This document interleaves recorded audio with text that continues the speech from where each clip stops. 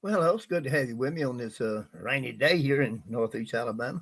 This week on Sunday, we'll be talking about, uh, well, avoiding a critical spirit. We could be talking about how to avoid that and why we should avoid that. But I've got an article here I'm going to share with you from Lynn Pryor, author at Bible Studies for Life, where I get my resources from for these teachings at their Sunday school.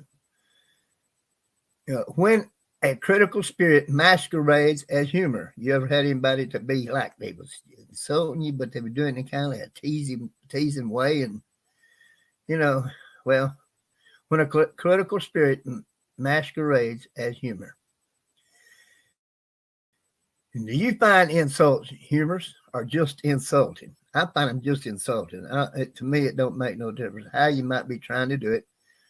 Some people do it and try to do it in a humorous way, but they really mean it. You know what I mean? And then if they get the upper hand of you, they'll carry it further. Things like, you're too dumb to pour water out of a boot without instructions on the heel. You're dumber than snake mittens. I can explain it to you, but I can't understand it for you. I can lose weight, but you'll always be ugly. Just different things like that. Don Rickles built a career turning insults into comedy. And it's the standard recipe for most TV sitcoms. We used to laugh at the antics and situations of the characters, hence the name, situation comedy. But we've slowly evolved where most of the humor comes from put downs. I admit humor can exist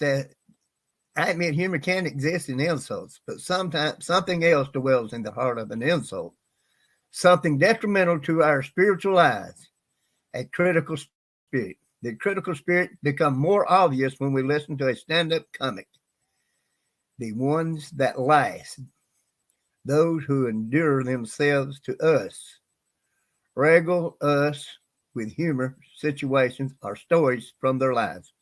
But there's a green room full of wannabes whose entire stick is nothing more than complaining about life.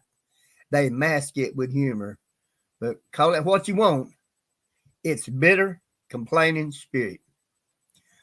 Why am I harping on so much on comedy? Because comedy is prevalent in our culture. Humor is a great way to communicate. You get people laughing, they let their guard down, they listen better. That's why I like to insert humor in my preaching. Unfortunately, the things we're listening to and others' humor is too often a critical spirit. And that's not healthy for them nor for us. A critical spirit damages our lives. Instead of complaining about a situation, why not do something to improve it? And if we can't do something about it, it's out of our hands. What good is complaining going to do? It's only embittering us and poisoning those who hear us whining.